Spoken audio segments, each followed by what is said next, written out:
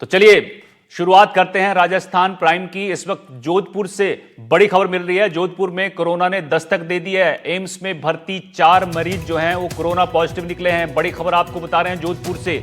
चारों मरीज यहां पहले से इलाज के लिए आए थे, भर्ती इनको किया गया था। जांच में 4 मरीज पॉजिटिव निकले हैं। भोपालगढ़ के 38 साल के एक शख्स हैं, फलौदी के 11 साल का बच्चा है, अजमेर के 12 साल की एक बच्ची है और कुचामन डीडवाना के 5 महीने का एक बच्चा है जो कोरोना के लक्षण मिलने के बाद उनकी जांच की गई, जिस पर ये लोग पॉजिटिव निकले हैं। आपको बता दें इससे पहले जयपुर और उदयपुर में भी एक मरीज सामने आया है।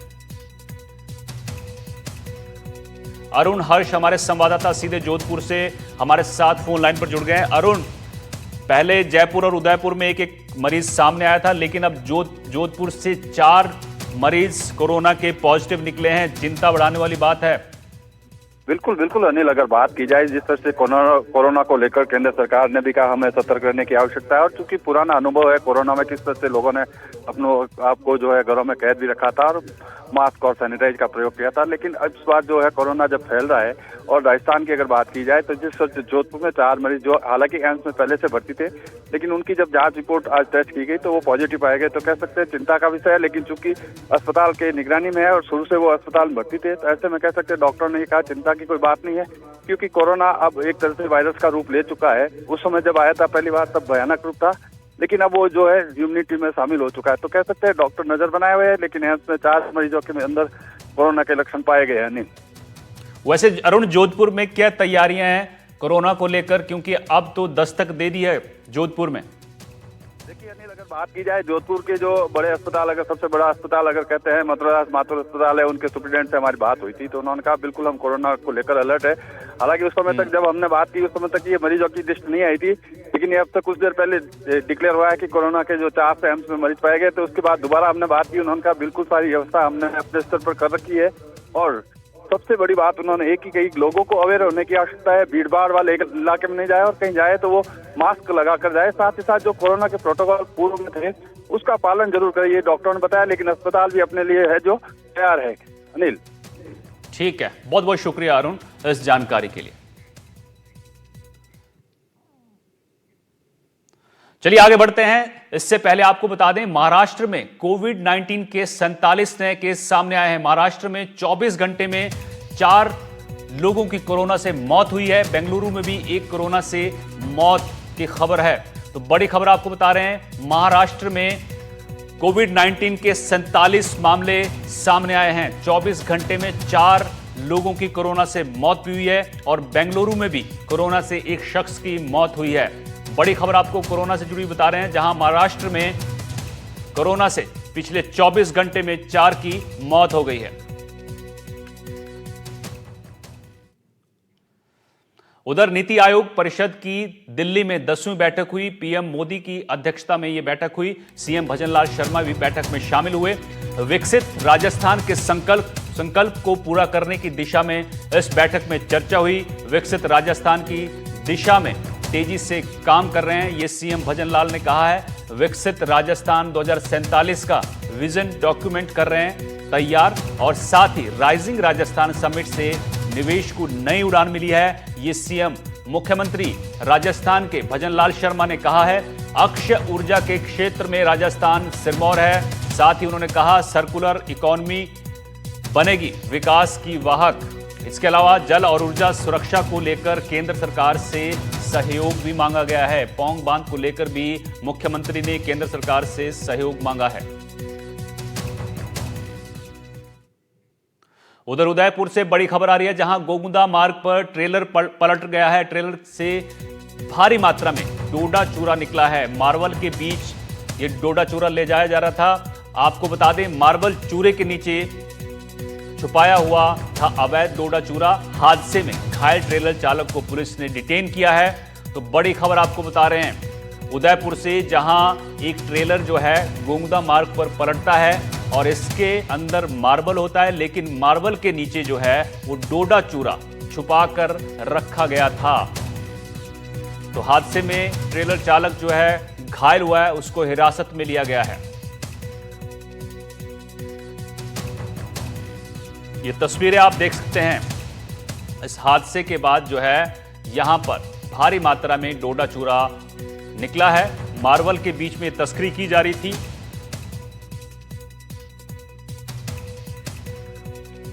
हमारे संवाददाता संजय व्यास हमारे साथ सीधे इस खबर पर जुड़ गए हैं। संजय, मार्बल के नीचे डोडा चूरा की तस्करी हो रही थी उदयपुर में, और अब इस जो ड्राइवर है, जो चालक है, उसको हिरासत में लिया गया। क्या कुछ बताया उसने पुलिस को? बिल्कुल, मैं बता दूं कि जिस तरह से ये ट्रोलर के नीचे जो ट्रोलर के ऊपर जो सैलरी मार्बल की सैलरी थी, उसके नीचे डोडा चूरा छुपाया गया था। और ये इसी दौरान इस ट्रेलर का हादसा हो जाता है। हादसा के दौरान जब ये ट्रेलर उल्टा गिर जाता है, तो उसी दौरान जब मार्बल स्लरी हटाते हटाते जब पुलिस वाले देखते हैं, तो उसके अंदर पॉलीथीन के कट्टे निकलते हैं और पॉलीथीन के कट्टों में डोडा चूरा होता है। तो इसके चलते जब ड्राइवर को डिटेक्ट किया गया और ड्राइवर से कड़ी पूछताछ की जा रही है कि ये कहाँ परिवहन करा था और कहाँ से लाया है। तो अब आगे की जो जांच है वो चल रही है, और इसी के चलते पुलिस जो ड्राइवर है उससे पूछताछ कर रही है कि कहाँ ले जाया जा रहा था ये डोडा चूरा और कहाँ से ये लाया गया था। जी,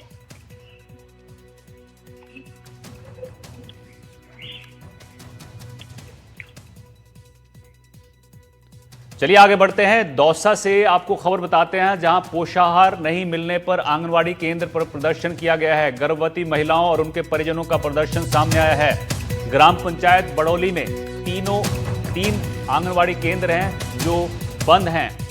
तो बड़ी खबर आपको दौसा से बता रहे हैं, जहां गरीब के पोषाहार पर डाका डाला जा रहा है। गरीब महिलाओं और बच्चों को पोषाहार नहीं मिल रहा है, जिसके बाद ये प्रदर्शन हुआ है। आंगनबाड़ी में आपको क्या क्या सुविधा मिलती है? कल को नहीं मिला। आंगनबाड़ी रोजाना खुलती है कि नहीं खुलती है? नहीं खुलती है। कभी पोषाहार मिला है आपको? नहीं मिला। कभी आपने वहाँ पे बच्चों को बुलाने आते हैं कि नहीं? नहीं आते। कभी कोई नई योजनाएं आती है उनके बारे में बताते हैं कि नहीं? काय बताओ ना। 3-4 साल हो गए, 4-5 साल हो गए है ना। जब ये 1 साल का था ना, जब तक तो दिया था। कभी मतलब 2-4 महीने में 1-2 बार दे देती है। और उसके बाद में फिर ये कह देते कि बच्चा तो जयपुर गया, यहाँ भी रहता है और वहाँ भी रहता है। बच्चा जयपुर गया, हमने तो नाम काट दिया, ऐसे कह देते। कोई भी कभी भी नहीं देते।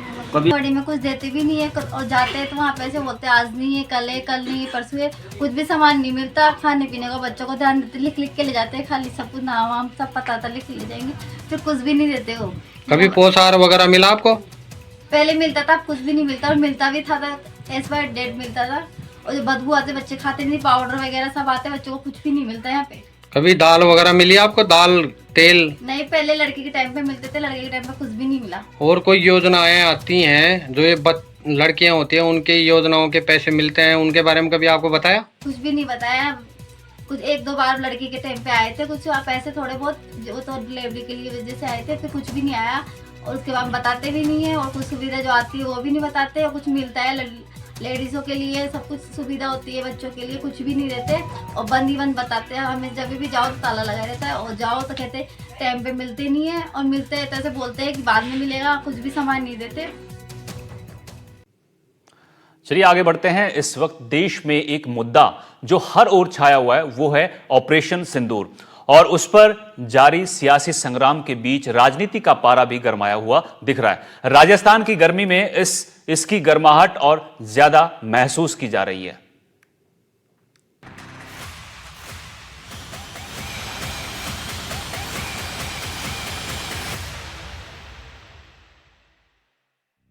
सेना के शौर्य और पराक्रम की अनोखी मिसाल ऑपरेशन सिंदूर, जिसने नापाक देश में आतंक पर किया फाइनल वार, जिससे घबराया पाकिस्तान। ऑपरेशन सिंदूर के बाद देश में राजनीतिक माहौल गरमाया हुआ है। आतंकी हमले, उसके बाद हुए ऑपरेशन और फिर कई दिनों तक चले तनाव के बाद भारत में राजनीतिक प्रतिक्रियाओं का दौर लगातार जारी है। जिस विपक्ष ने शुरुआत में संयम बरतते हुए खुद को राजनीति से दूर रखा, वो समझौते के बाद हमलावर दिखा। शनिवार को एनडीटीवी के इमर्जिंग राजस्थान कॉन्क्लेव में एक बार फिर ऑपरेशन सिंदूर की गूंज सुनाई दी, जहां राजस्थान के कैबिनेट मंत्री राज्यवर्धन सिंह राठौर ने विपक्ष के सेना के शौर्य से जुड़े सवालों का न सिर्फ बेबाकी से जवाब दिया, बल्कि उन्हें आईना भी दिखाया। एक ऑपोजिशन पार्टी है जो कह रही है कि आपने खबर पहले से दे दी थी, आपने खबर पहले से दे दी थी। ये बड़ा अजीब सा मैं देख रहा हूं कि राहुल गांधी हैं, कांग्रेस के कुछ लोग हैं, वो इस बात को पकड़ के बैठे हुए हैं कि आपने खबर पहले दे दी। ये पता नहीं कहां से बात आ गई। मेरा तो सीधा फौज का तो सीधा ये है, या भारत के हर नागरिक का ये है, चाहे बोल के ठोका हो या ठोक के बोला हो, ये तय है कि हमने पाकिस्तान को ठोका है और आगे भी ठोकेंगे। तो ये किस बात को पकड़ के बैठ जाते हैं, मुझे समझ नहीं आ रहा। ये कमियां निकालने की कोशिश कर रहे हैं कि कहां कमी पता चले। ऐसा लग रहा है जैसे किसी दूसरे देश से इनको कुछ हिदायत आ रही है, वहां से कोई इनको सुझाव आ रहे हैं और उसकी उनकी बोलियों पे ये बोल रहे हैं। बावजूद इसके विपक्ष है कि मानता नहीं। कांग्रेस के दिग्गज और राजस्थान के पूर्व मुख्यमंत्री अशोक गहलोत ने फिर ऑपरेशन सिंदूर का राग आलापा है और राहुल गांधी के सवाल को जायज ठहराते हुए कहा कि कश्मीर मुद्दे पर कोई तीसरा पक्ष हस्तक्षेप नहीं करेगा। ऐसे में अमेरिकी राष्ट्रपति का हस्तक्षेप चिंताजनक है। ऑपरेशन सिंदूर जो हुआ है उसमें सवाल क्या पूछे राहुल गांधी ने, तकलीफ हो गई लोगों को। सवाल वही पूछे, जनता के दिलो दिमाग में जो भावना होती है, जो सवाल होते हैं, विपक्ष की जिम्मेदारी है कि उन सवालों को वो खुद उठाए जिससे कि उनका जवाब मिल सके, जनता संतुष्ट हो सके। ये लोकतंत्र है। अगर आप उसके अंदर नहीं पूछेंगे राहुल गांधी, जनता राहुल गांधी को कहेंगी आपने क्या किया, आप विपक्ष में थे, आपने आवाज क्यों नहीं बुलंद करी। तो ये स्थिति है। सवाल क्या उठाए भाई, ट्रम्प साहब कौन होते हैं पंचायती करने वाले। इन सवाल जवाबों के बीच हर देशवासी जानता है कि ये समय देश के लिए एक साथ खड़े होने का है। ये आरोप प्रत्यारोप का सिलसिला तो बाद में भी चलता रहेगा। अब देखना ये होगा कि विपक्ष का अगला स्टैंड क्या होता है, क्योंकि सत्ता पक्ष की तरफ से राज्यवर्धन राठौड़ का जवाब सरकार के स्टैंड को क्लियर करता है। Bureau report, NDTV Rajasthan.